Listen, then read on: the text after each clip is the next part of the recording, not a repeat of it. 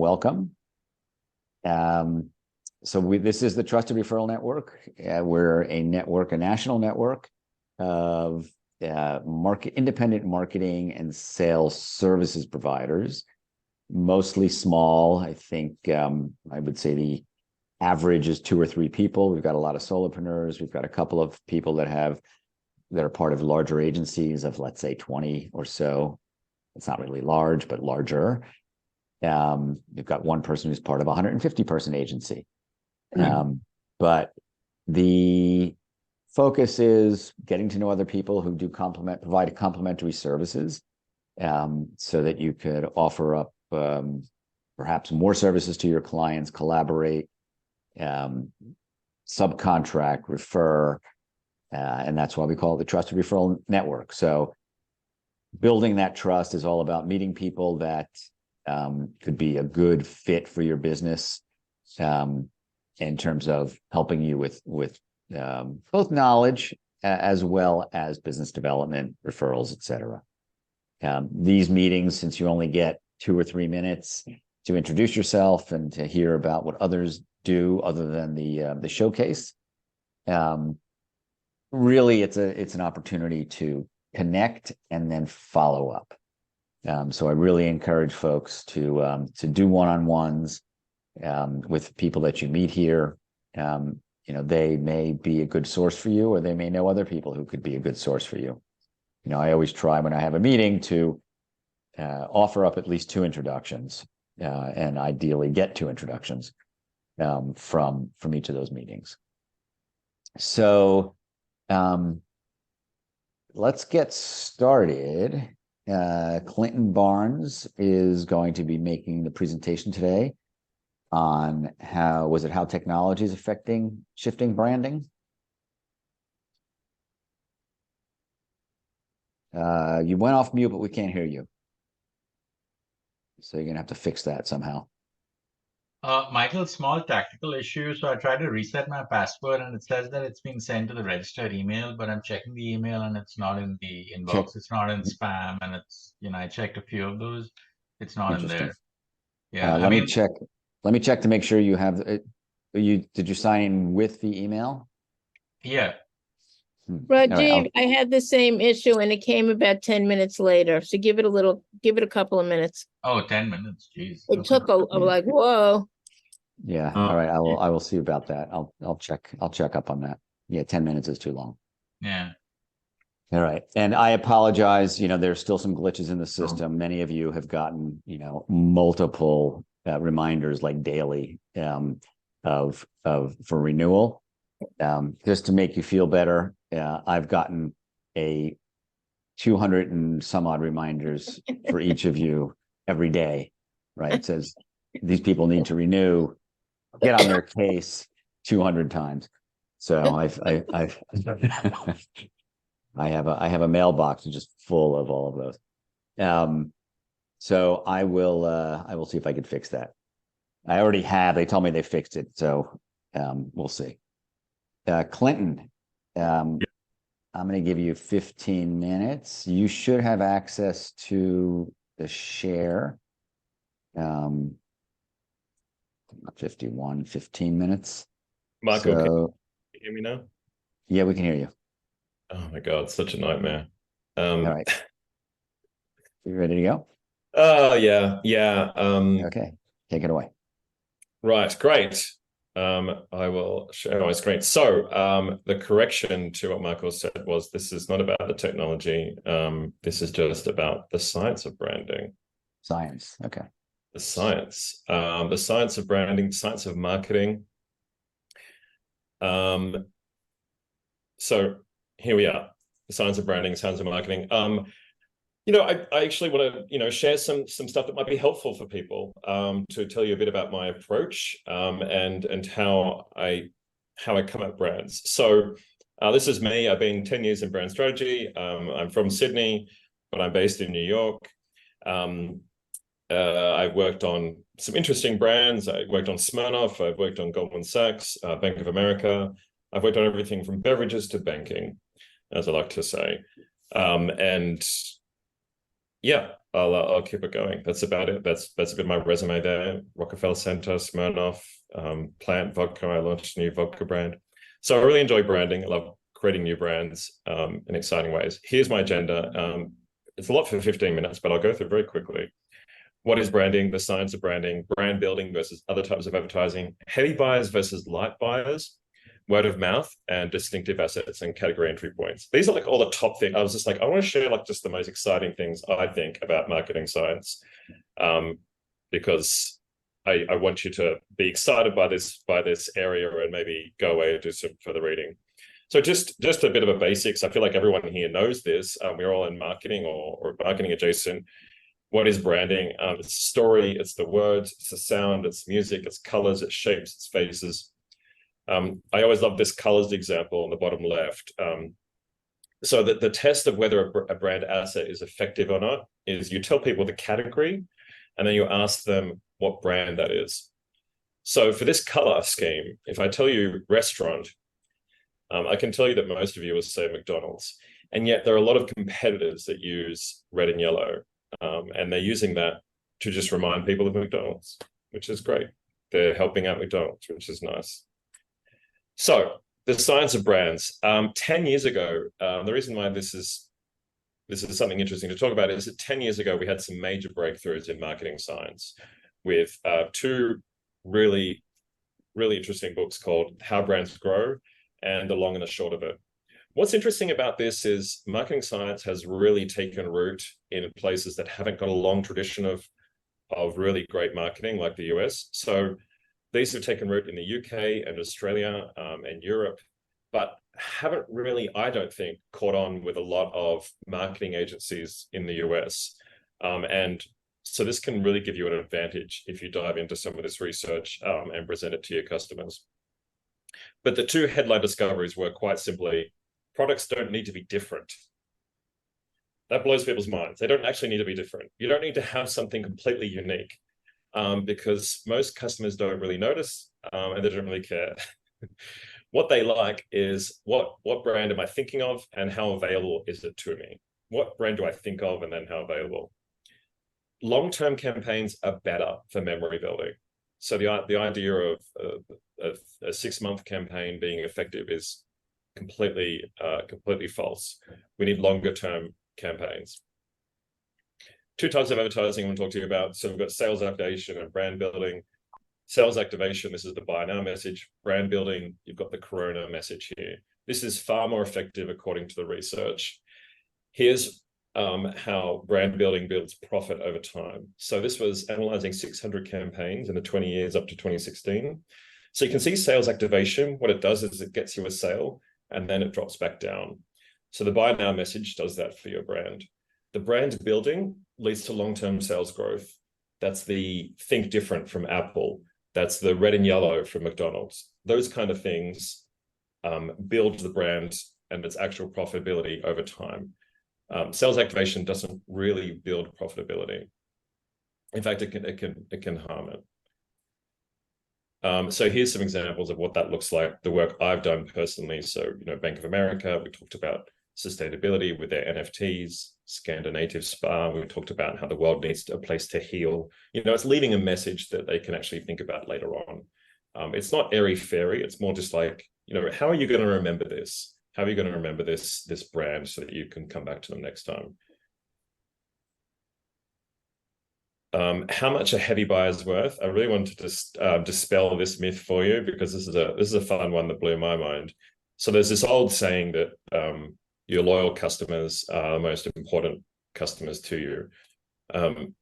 Fascinating research in the last 10 years saying that basically they're not. The most important to you are light buyers, people who aren't thinking about you that often. Because heavy buyers make up actually around 50% of your revenue. And this is across categories. So this table here on the right is showing you how much heavy buyers make up of the revenue of these different brands in India, Malaysia, Philippines, Kenya. They just, in this example, that is throughout all these different countries to just show you how consistent it is across people. So what that means is make things simpler, make them clearer. explain things for the person who doesn't really think about your brand very often. So with this D2C pharma brand, I just explained exactly how it all works for someone who is really not in this world and not thinking about getting pharmaceuticals delivered to their house. Word of mouth. This is just a fun little fact for you to take away that I think is just fascinating, that you can tell your friends at the next dinner party you're at. Apparently positive word of mouth is 3 times more, is 3 times higher, 3 times more common than negative word of mouth. How many times have we all been told that someone will talk about how bad your brand is, or how bad your product is, more than how positive it is? The research just shows it's just not happening. People are more positive in the word of mouth that they come away from. And some of the hypotheses around that is that people don't want to seem like they're an idiot.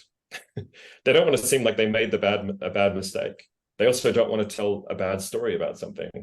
You know, you don't go to brunch and say, oh my God, I've tried this toothpaste and it's absolutely terrible. That's not really a brunch conversation. But people have 3 times as likely to be positive, which is just amazing. And a lot of the reason why we think negativity is more common is a lot of studies are based on university students. University students, younger people focus on negativity more than older people, which is another fun factoid. So people in their life, when they're closer to death, they think about more of the positives and they have far less time for the negatives, which is great. But young people are constantly thinking about the negatives. That's why they're revolutionary. That's why they try to take down the system, because they're focused on those negativities. I know I've been going through a lot here, but obviously have a conversation with me later if you'd like. But I was too excited to share some of this with you all. This is the distinctive assets grid. So in the 10 years since we've had those discoveries in marketing science, we've gotten deeper. And this is the distinctive assets grid. So you should focus on brand assets, which are both unique, and then you should try to make them as famous as possible. So unique and famous. The top left is one of the big banks. I think it's JP Morgan's color. The problem with banks is that they're all blue. So that could remind you of any bank. The top right is great. And I know you all already know that that's Chase. That's a good example of a brand asset. The bottom right, that's Mercury. Very unique image, but it just needs more awareness. So they need to get it out in front of more people. And the bottom left, I can't even remember which bank that was, but there you go. It's not unique. It's not famous. It's neither. Wells Fargo, maybe they've got a square. Yeah, it's something terrible. TD. So how do I apply that? When I'm talking to customers, I go through this process. I say, does the color signal a category? I look at the health. This is for a healthcare brand. Does it signal a category? No. Okay, well, then we cut out all those colors. We cut out blue, we cut out the grays, we cut out the black, the green.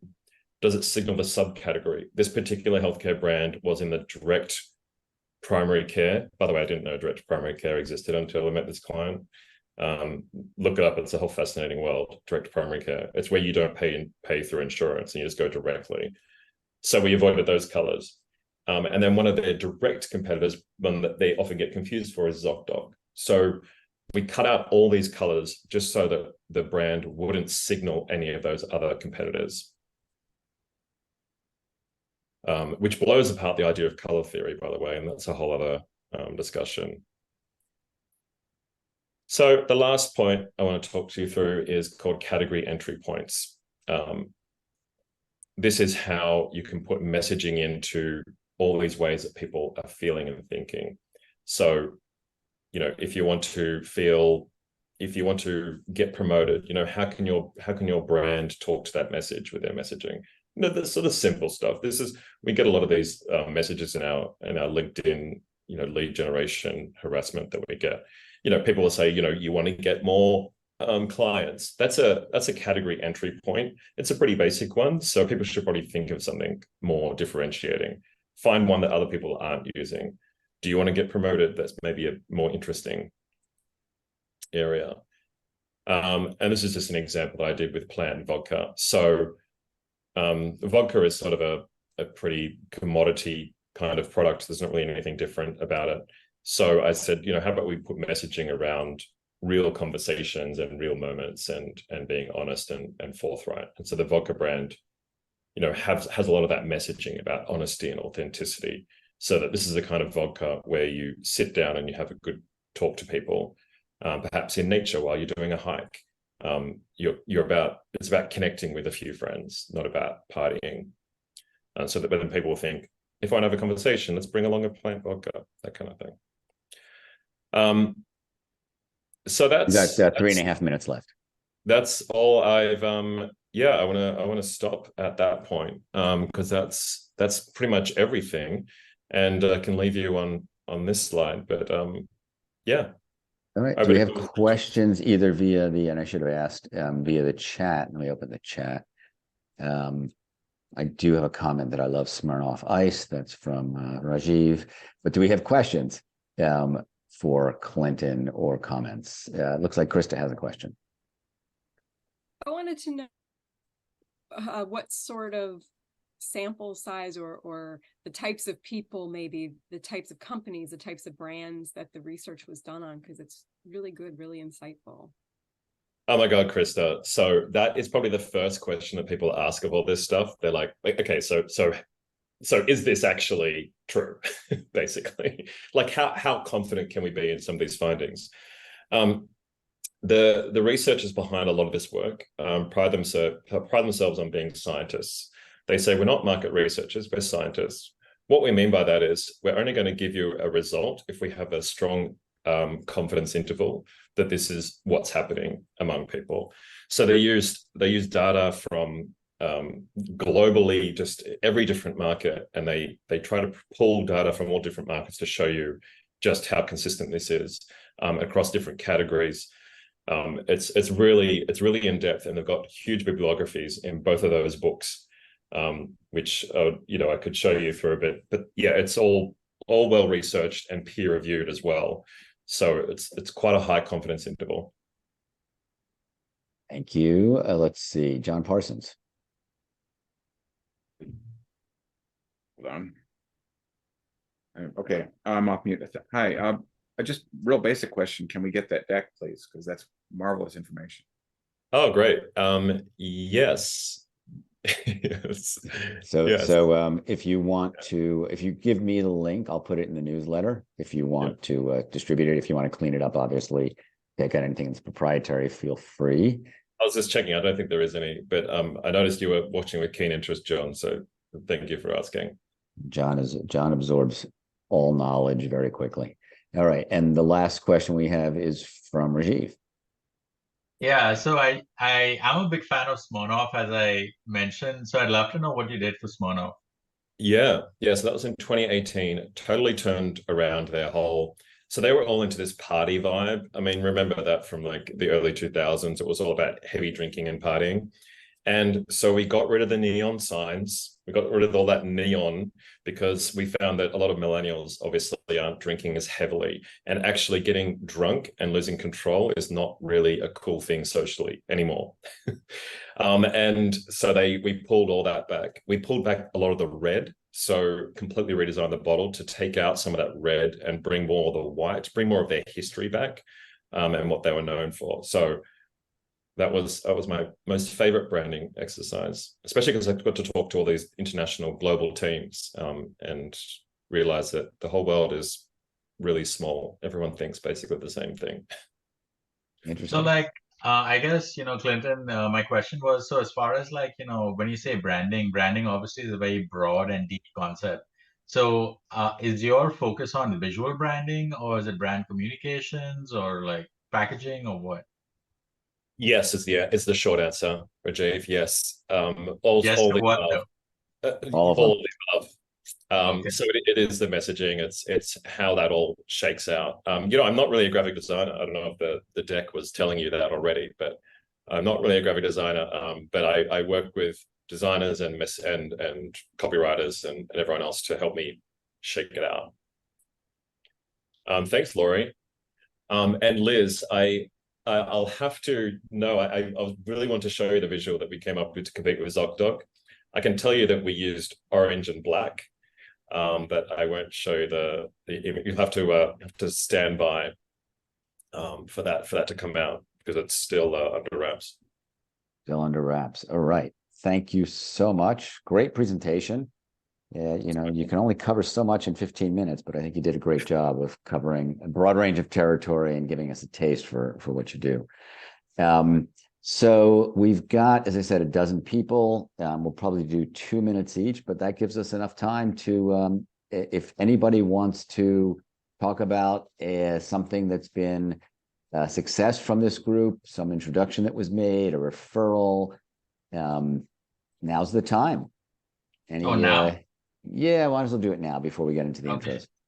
Yeah, so I mean, I've been like a really big advocate for TRN. I kind of paint the town red or brown or blue, whatever the appropriate color is about TRN. So, I mean, I think TRN is a great place to meet great people. Yes, I highly recommend Jason. Jason is tremendous. I love that Jason is great at being bad, and I mean that, and I say that with love. And by bad, I mean he'll just tell you like it is and just cut to the chase and not waste your time and just lay it on you real fast. And that's what I mean by bad. It's like tongue in cheek when I say bad. But Jason is amazing. It's been great kind of collaborating with him. Jason, I'm proud to say that Jason is on my advisory board as well for Lily Launch Tools. And his recommendations are truly helping us kind of like hit the right marks and kind of make progress. So thank you, Jason, from the heart. And also Jason is a referral partner as well for reputation management. And we've had like several interesting conversations and opportunities on that front too. So it's been awesome. I'm waiting for my Jason puppet. There's Jason puppet. Okay. On the way. I'll initiate that. Anybody else want to talk about either somebody here or some other member or something that they've received or given to another member? So if I can, not to hog the show or anything, but I got to say Rochelle is here. Rochelle is like another tremendous member. I attended her class on structuring your story, crafting a story, like she says. Are you storytelling, boring telling? Hilarious, memorable. So yeah, so I highly recommend Rochelle, of course, to anyone that wants to get their story straight. And also Rochelle is like really fun to work with. So I highly recommend that, you get with Rochelle too. Very cool. Okay. Anybody generate any business or give any business recently through the Trusted Referral Network? I know that she's not here, but Lynn Lavender and I are collaborating on a really interesting project with using a remote capture video for her trifold, her online trifold platform where people can give out their it's like handing someone a brochure that's about you and your company. And she and I are working out ways to record the 2 or 3 thumbnail videos or selfie videos that each agent of this company will do with a lower cost and better quality, trying to thread the needle with that. So Lynn and I have become pretty serious partners as a result of this. So that's great. That's great. Yeah, it seems like it's very complementary what you and she do. Oh yeah. Sure. All right. I mean, I did get a referral that turned into business from what's his name? The guy, he's a competitor of ours. He's, does larger web projects. And it was like a $10,000 job, which was too small for him. The name escapes me, but I'll have to dig it up. And then I've gotten some other things that don't come to mind immediately. And of course, I'm always trying to make recommendations and referrals. And by the way, I spoke with somebody this morning, Lori, who you connected me with. Thank you very much for that. It was Christine Rainier. Yeah. She sings your praises. Oh, well, that's nice to know. Thank you. Yeah. She's awesome. All right. Any others, or shall we move on and jump into the intros? Yeah, I mean, I kind of put this in the chat, but so I've had like a great experience working with Scott. Scott is amazing. He's like a deep resource, a deep reservoir of knowledge and advice, and is very approachable. And like obviously, we're all like super busy, as is he. But I found it to be a great experience working and collaborating with Scott. And I have to say that I've also found him to be very generous in kind of like with the intent of wanting to help and then taking it to whatever extent is possible. So thank you, Scott. Thank you, Rajiv. I would say that, first of all, I want to thank you for that. Anyone on the TRN network here, I'm available to converse with and explore how I can be of assistance. But Mark Harry, who's not on today, did a great job in SEO, elevating the search engine optimization for the Jane Parker last, it's almost going to be a year ago, but it was, last Christmas time for seasonal fruitcake marketing. And I have been absent for a while, in, consulting a company in the fintech category, but it's nice to be back. So. Okay. So we have, as I said, a dozen people. Clinton has already gone. So it's 11 people. Why don't we do 2 minutes? I did put in the chat the order of intros. So Lori, Rajiv, Rochelle, John Parsons, etc. Let's do, what I'd like to do is I'm going to activate my talking stick to see. Oops, I can't activate it. I can't because I've only apparently used 2 of them. Oh, well, let's just go back to, the timer. We'll do 2 minutes. And if everybody else would go on mute, that would be great because I'm going to put it on speaker mode. And we will, as I said, start with Lori Karpman. So I'm Lori Karpman. I am a professional copywriter. I'm actually a recovering attorney. So, and the reason I went into law was because I love to write and speak. And I published hundreds of articles and have created this copywriting practice where I write anything for business. So I do things like websites, excuse me, brochures, video scripts, landing pages, blogs, any kind of writing that would come out of a business. That's what I do. I also do manuals, but I don't do technical writing. So I don't really write things that are really high tech. I can write for low tech, but not high tech. And I'm looking to connect with other marketers because my experience has been that most of my work is coming to me from marketing agencies and other marketers who are either farming out the content now or they don't have content at all. And they add me to their team so that they can call themselves full service and that they do the website as well as the copy. So I'm Lori Karpman and I write copy that converts. Lori did a great presentation 2 weeks ago, I think, or a week ago, and it is posted. So Thank you. On the YouTube page. So thank you very much and welcome as an official member. Thank you. Happy to be here. All right, Rajiv, you're up. Awesome. Thank you so much, Michael. I think I'm going to mix it up today a little bit. So most of you know that I'm the assassin, your favorite friendly assassin that takes out the bad from the internet, namely scandal. That's what you know me for. What I'm going to say today is something a little bit different that you perhaps may not know about me. So I've been involved with product launch since God knows when, many, many moons. When I was on the agency side, I worked with large agencies like Mindshare and Publicis and Leo Burnett and Havas and Saatchi, etc.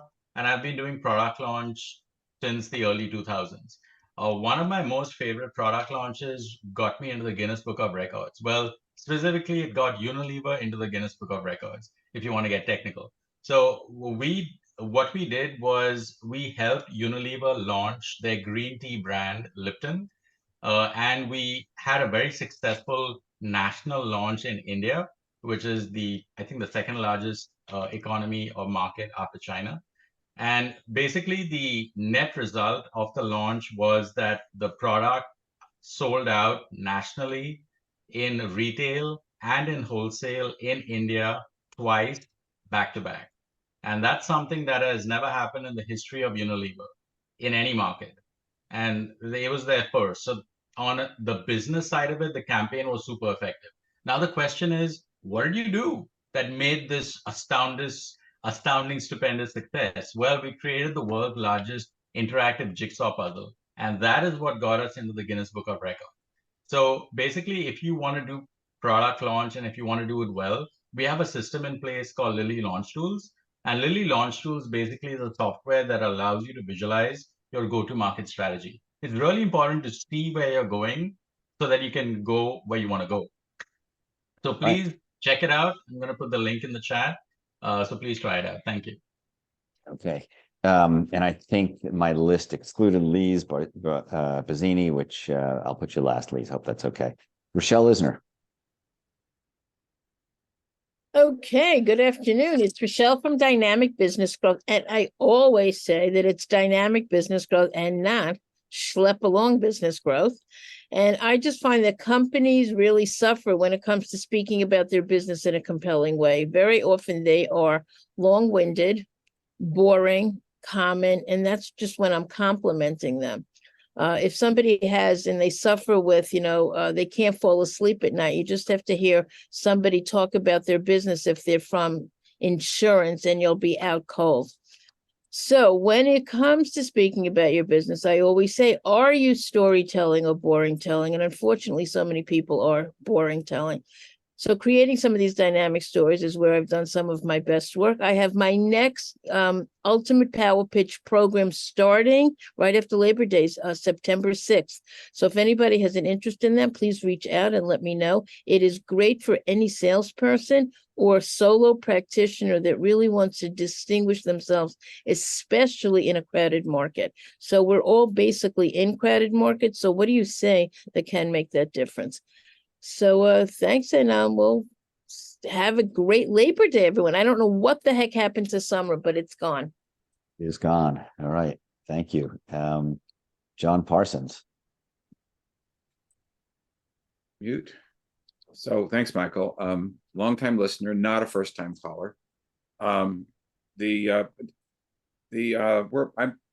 have a complex business model. I'm a ghostwriter, but we also have a video business. We're a video marketing studio that does affordable video content for authors, which is natural, for small business tech firms, which is a little off my other job.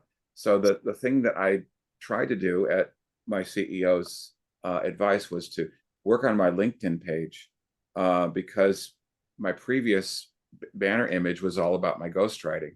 But I'm doing all this networking and we're getting a lot of traction with smaller companies that need affordable video content. So I put all my stuff in the chat. Would love your feedback. I tried to create a composite image that included my writing, my book publishing expertise, because I've been in the publishing business for a long, long time, and the video work that we do that may or may not relate to a publishing project. So try to come up with a balance in that image, try to do a visual communication that wasn't just about me, the writer. And that's about it. Is it on your site? Is it on the LinkedIn now? They have on the LinkedIn page, hopefully. And it was designed for desktop display. Sometimes on a phone, it gets a little smushed. But I'm just trying to do a little Photoshop stuff to get all of my complicated stuff into one place. All right. Oh yeah, I like it. Video, book, typing. Very cool. All right, let's move on. Next is who's next? Let's see. Should be Krista Giannak. Who trusts you and why? That's a question I like my clients to ponder, because in marketing, there's a lot of persuasion going on. There's a lot of big promises being made. What I see less of sometimes is credibility building, trust. Are you fostering that comfort factor? I'll ask. do people feel comfortable taking action so that you can get more speaking engagements, so that you can get more buyers, more people to buy into your product, services, but sometimes even more importantly, your ideas and your stories. Wise words that matter, ghostwriter and blogger. What makes me different? I combine services so that we look at saving my clients money and time and resources, and they have a strategy. I love to work with other marketers who are brand and story focused so that we can build together for mutual clients. I've done anything from website content to business bios. The difference is that because I'm always thinking about that book, even before my clients are, I look at helping them to strategize and get that bigger picture. I used to shy away from my own personal. I inspire others to tell theirs. Take a look at my talk, Freedom of a Blind Skier and Writer. Cool. Thank you so much, Krista. Next up, Scott Lange. I'm sorry, Jason Ciment. I skipped Jason. Jason Ciment. All right. I was just working on a scripting thing, so I'll try it out for a second. Okay, so I run Get Visible. We're an outsourced marketing expert for businesses who want to grow without tackling it alone. So we tell clients to get rid of their digital marketing headaches by letting us take the burden off their shoulders. We do websites, search engine rankings, advertising. We're their voice online by creating content for their blogs. And we don't write it, so we'll talk to some of the people here about that. And LinkedIn work a little bit. So we've worked with solo people, stellar brands like Jacoby & Myers, who was the first law firm to advertise back in the 70s, Westfield, who's that huge shopping mall company, the University of Utah, they have a heart disease lab, and we're putting them on the map to be like the Mayo Clinic for heart disease. Where are we different? We don't have salespeople. We don't have account reps. We have real people we might have a meeting with 5 people on the meeting because you're talking to the people who do the work. So there's not that person that says, oh, let me go check and see what they're doing, who is really just like calling GoDaddy and talking to a support person. We don't have anything like that. And I've been doing this since 2005. Even though I started online when I got sworn in as a lawyer in 96, I said, I'm not going to do this right now. And I started a business online, and I got funded a couple of years later and ran that for a bunch of years, and then bought the software company that was running my websites. And I own a piece of an e-commerce platform that competes with Shopify and Magento. I will put the link in the thing for that. It's called Adricom. The guy who runs that always wanted to move to America. So Adricom stands for the American Dream Company. And Michael has seen his software platform is pretty robust. And in 2005, we started my agency. It's called Get Visible. And that's what we do. We get people visible online. So that's my story. Time to go. Thank you. Wow, And that was very good. And Jason is a font of knowledge and good ideas and recommendations. Always generous with his time. So thank you, Jason. Scott Lange. Well, good afternoon, good morning, everybody. It's great to be back. In the spirit of what Rajiv said, my role for my clients is as a consultant, and it can be very, very varied. I just completed a 10-month assignment with an affiliate of MasterCard called Marcaz, which is a fintech platform. I've been helping underserved entrepreneurs for the last 3 years based on the COVID pandemic and the social justice movement in this country, and raise money from major corporations like UPS and so forth. On the other hand, I just finished an expert witness project for a major undertaking from a company called Grant Leisure, who put together Legoland and London Eye and has a worldwide renowned reputation for feasibility studies for attractions and theme parks. I'm marketing the naming rights to Manhattan Center. I am just been approached to put a tour together for the Ubuntu Hands, which is a celebration of Nelson Mandela. And I'm working on a number of other projects that I am not even at liberty to talk about at the moment. But essentially, I would say that when I was 9 years old, my father couldn't figure out how to put all the luggage in the car to go to Maine. I was 9. I came out at 3 a.m. When are we going to leave? And he said, can you help me? I put all the luggage together and I got it in the 1956 Chevy and we went to Maine. I solve problems. I solve puzzles. And that's essentially what I do is I'm a marketer who sells stuff. A lot of the solutions are brand alliances, but not exclusively. So I'm happy to help anybody at any time. Sometimes I, get retainers or commissions, and sometimes I just do it because I enjoy the psychic income. And I love being part of TRN. Thank you. Thank you so much, Scott. Scott and I have known each other since our days in the Marketing Executives Networking Group in New York.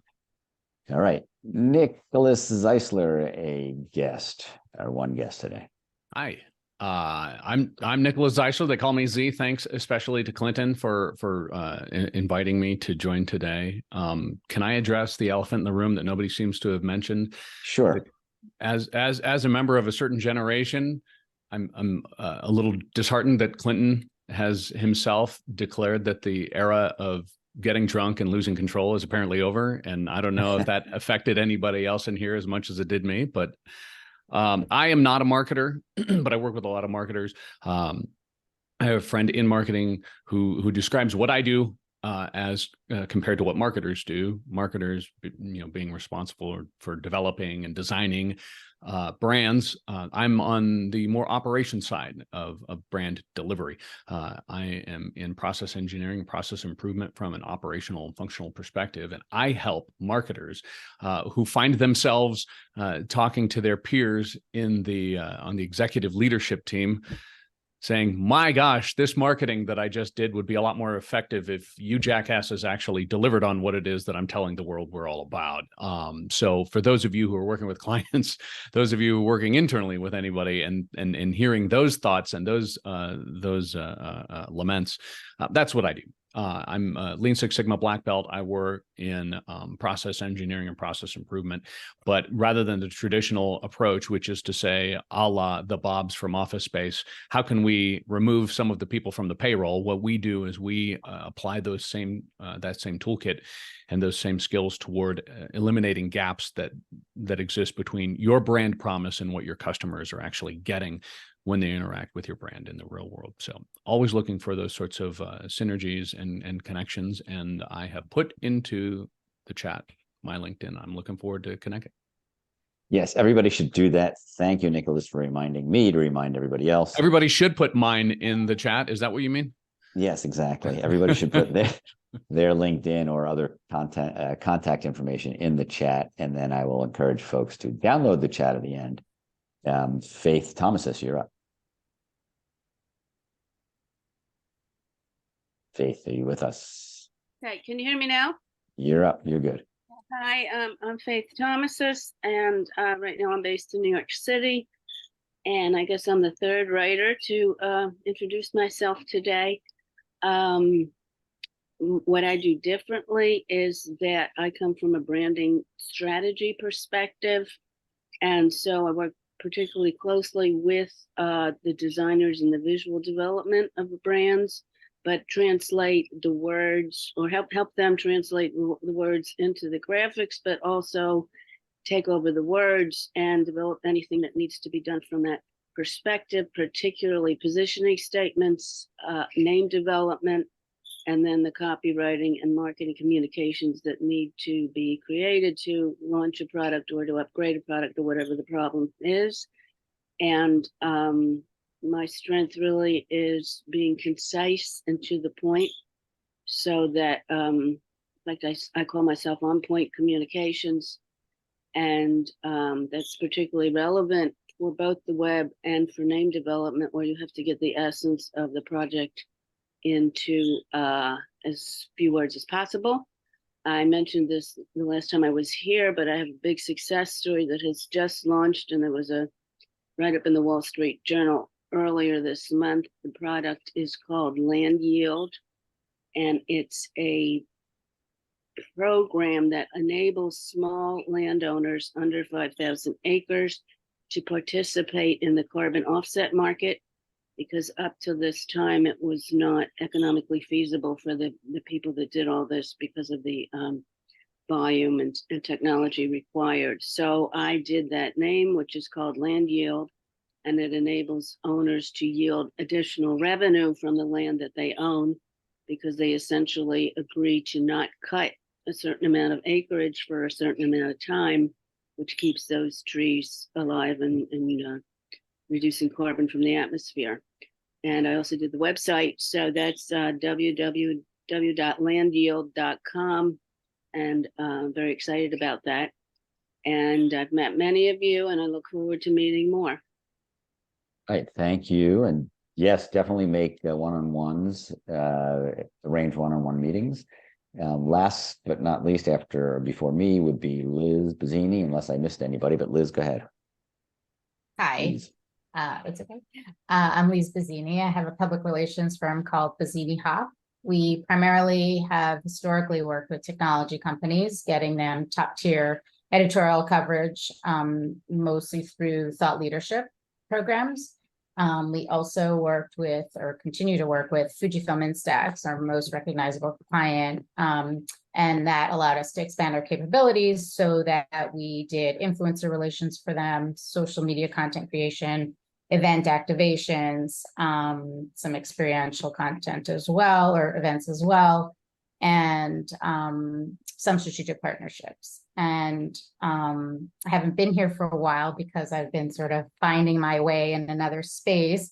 And we recently launched a sustainability practice. So I'm really interested now in lending my expertise and focusing on the area of sustainability. And a few people actually mentioned some work in that space. It's pretty broad. I haven't focused on any one particular area, but I'm mostly interested in climate impact and environmental impact, and would love to work with anyone on projects in that space, either for B2B or B2C companies.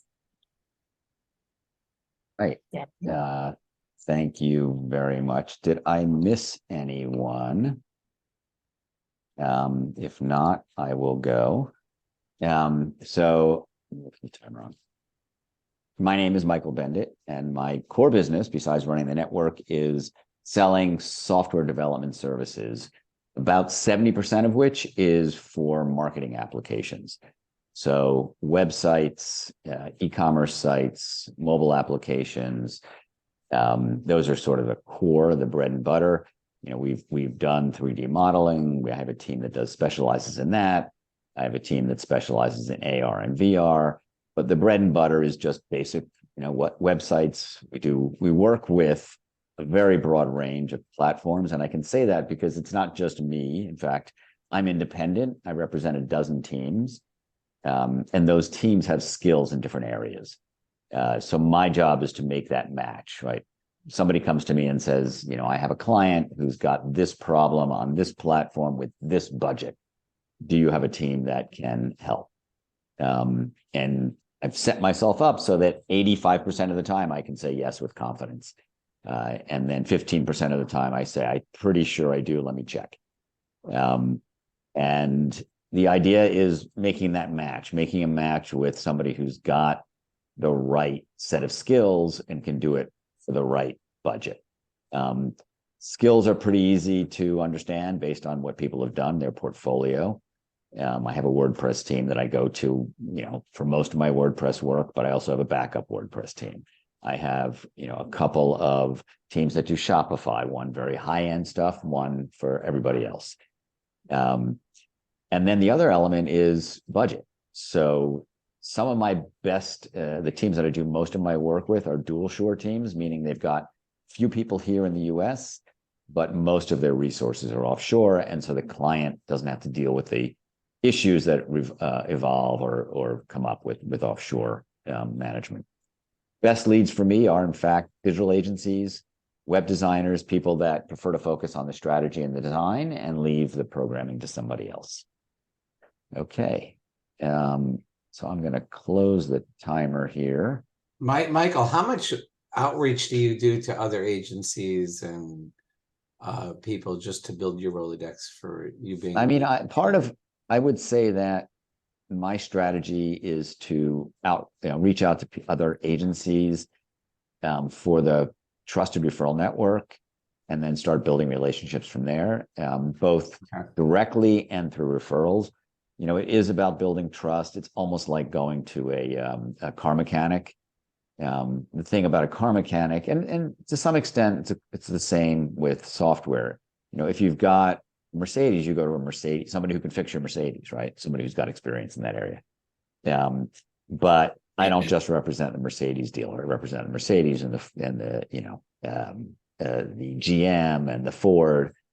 And so making that match is part of what I offer. But yes, thank you. I do some direct, but a lot of it is through building that trust through the trusted referral network. Okay, got it. I'm going to switch back to gallery mode. Looks like we have, let's see, 11 left. Any comments, questions? Yes, Scott. Were you going to finish explaining the new tiered yes, trusted referral network and our membership going forward? It's been very generous of you to have us on this platform a year, and I suppose you make money too. Yeah, I mean, mostly right now it's recovering some of the costs. I would say I've put in. Saying you're going to get rich here, but maybe you all should chip in a little to the kitty. Yeah, I appreciate that. Yes, between this website and marketing, and I will tell you, certainly it has generated business for me, but I think I've probably put in about $20,000 into this so far, and am looking to recover some of that and make it. What's that? Let me see what I got. Let's see what you got exactly. So when you sign in, and you should be able to sign in, I will log out. Oh, wait a minute, I got to share my screen, otherwise nobody's going to see anything. Share screen. Okay. I'm going to move this. Maybe I'll shrink it. Okay. So when you log in, and it's trustref.net, I'm going to log out right now. Actually, I'm not going to log in. You know how here's the login, right? I guess I have to log in again. I use Dashlane, so it helps.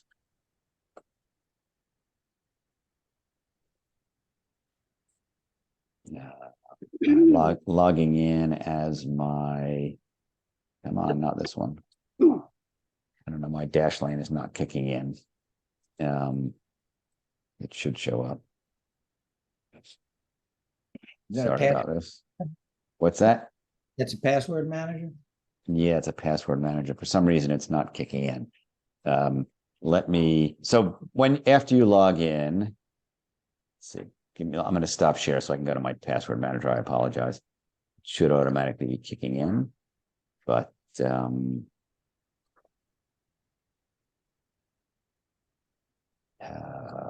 let's see. Not sure why it is not. Let me try it again. Trustref.net. Log in. There we go.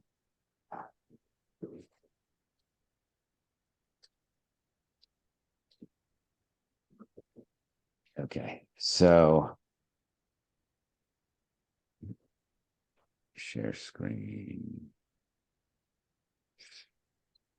Okay, so here I am.